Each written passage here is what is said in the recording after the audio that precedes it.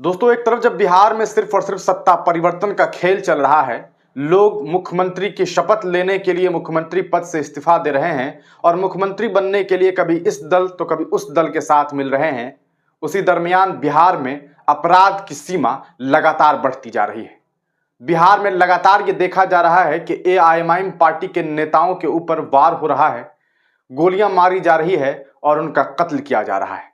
हद तो यह है कि बिहार में लगातार गुंडे जो हैं वो एआईएमआईएम नेता को धमकियां दे रहे हैं, उन्हें मिटाने की बातें करते हैं, लेकिन उनकी गिरफ्तारी नहीं होती है। और इसी बीच ये खबर सामने आती है कि किस तरह से एक नेता को गोली मार दी गई है और उनकी मौत हो जाती है। हम बात कर रहे हैं गोपालगंज के पूर्व विधायक प्रत्याशी की, हम बात कर रहे हैं एआईएमआईएम पार्टी बिहार प्रदेश के सेक्रेटरी की, हम बात कर रहे हैं अब्दुल सलाम की, हम बात कर रहे हैं असलम मुखिया की। जी हां, आपको बता दें दोस्तों कि एआईएमआईएम के नेता असलम मुखिया नाम से जो मशहूर थे गोपालगंज जिले के, उनकी कल देर रात हत्या कर दी गई। हत्या इस तरह से हुई कि वो पहले एक मीटिंग में थे और उस मीटिंग से वो निकलते हैं और इसी दरमियान उन्हें लखनऊ के सफर पे निकलना होता है, जैसा कि सूचना मिली, और इस सफर के निकलने से पहले उनकी हत्या कर दी जाती है। इस हत्या के बाद न सिर्फ गोपालगंज बल्कि यूं कहिए कि बिहार और देश भर के तमाम एआईएमआईएम पार्टी के चाहने वालों को एक बहुत बड़ा धक्का लगता है। सवाल उठता है बिहार की प्रशासनिक व्यवस्था पर, सवाल उठता है बिहार के सुशासन बाबू की सरकार पर, सवाल उठता है यहां की सरकार पर, सवाल उठता है एनडीए की सरकार पर कि एक तरफ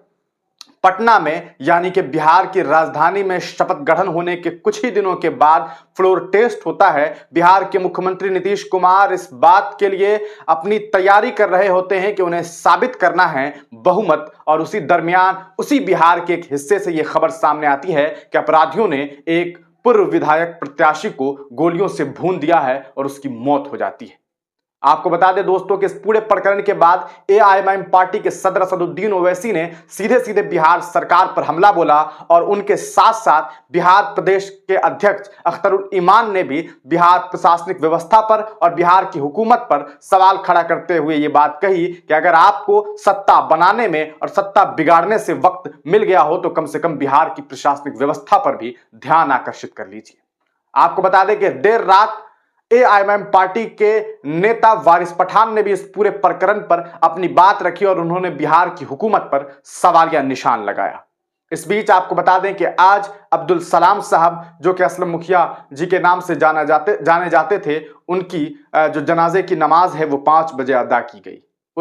उनके नमाजे जनाजे में शामिल होने वाले लोगों की तादाद बहुत ज्यादा थी। हम आपको बता दें कि उनकी तदफीन के दौरान बहुत सारे लोग हजारों की तादाद में वहां पर पहुंचे थे, जिसकी तस्वीर हम आपको स्क्रीन पर दिखा रहे हैं। ये बेहद गमगीन कहा जा सकता है खबर है, और ये खबर इसलिए मैं आपको दिखा रहा हूं ताकि आपको ये बात मालूम चल सके कि जो लोग सेकुलरिज्म की बात करते हैं वो कब उनकी गोदी में जाकर के, उनकी टोली में जाकर के बैठ जाते हैं, जो लोग कहीं ना कहीं इस देश के अल्पसंख्यकों के साथ खिलवाड़ कर रहे हैं और ये बता देने की कोशिश करते हैं कि देख लो असल में सेकुलरिज्म का ये चेहरा है। लेकिन उसी तरफ जब एक नेता बड़ी सदन में चीखता है, चिल्लाता है, कई सारे बिल के पन्नों को फाड़ करके ये बताने की कोशिश करता है कि आज इस देश की हुकूमत यहां के अल्पसंख्यकों के साथ खिलवाड़ कर रही है, तब इन्हीं अल्पसंख्यकों में से कुछ लोग उन्हें भारतीय जनता पार्टी की बी टीम बता देता है, जो ये बताता है कि आज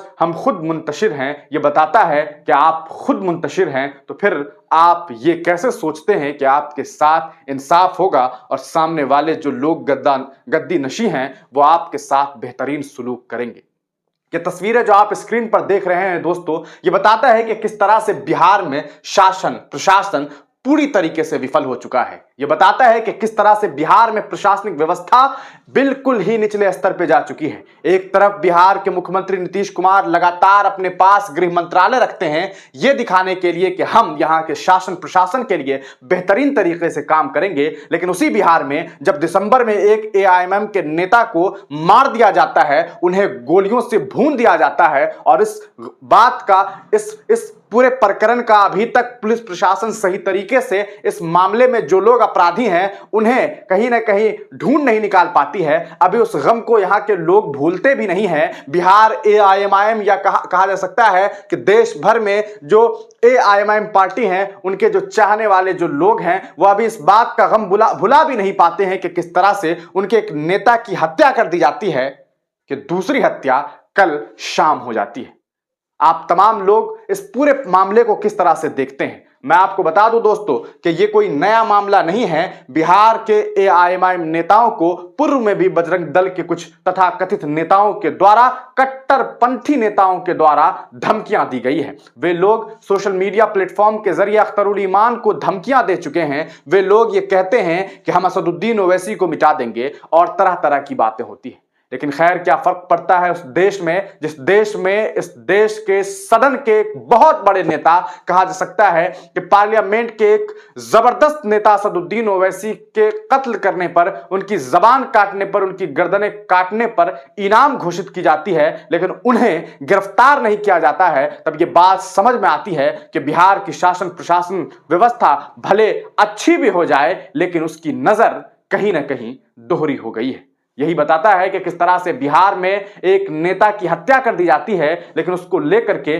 मेन स्ट्रीम मीडिया ढंग से एक चर्चा तक नहीं करती है कि आखिर इसके पीछे की वजह क्या है। ये तस्वीरें जो हमने आपको अभी अभी दिखाई थी वो गोपालगंज की थी। आपको बता दें कि गोपालगंज के एक कद्दावर नेता के तौर पर जनाब थे जिन्हें कल बेखौफ अपराधियों द्वारा जो है मार गिराया गया, उन्हें मार दिया गया। अब्दुल सलाम और असलम मुखिया जी को गोली मार करके उनकी हत्या कर दी, जिनकी जनाजे की नमाज जो है वो आज शाम 5 बजे उनके गांव तकिया याकूब में पढ़ा गया है। ये तस्वीरें हम आपको वही की दिखा रहे हैं। आप तमाम लोग इस पूरे मामले को किस तरह से देखते हैं, अपनी राय कमेंट सेक्शन में जरूर दीजिएगा। क्या आपको नहीं लगता है कि एआईएमआईएम पार्टी यानी कि मीम के खिलाफ जानबूझ करके कुछ लोग लगे हुए हैं और उनकी हत्याओं का दिन रात प्लानिंग कर रहे हैं? यही वजह है कि पिछले 2-3 महीनों में 2 कत्ल हम लोगों ने बिहार में देख लिया है।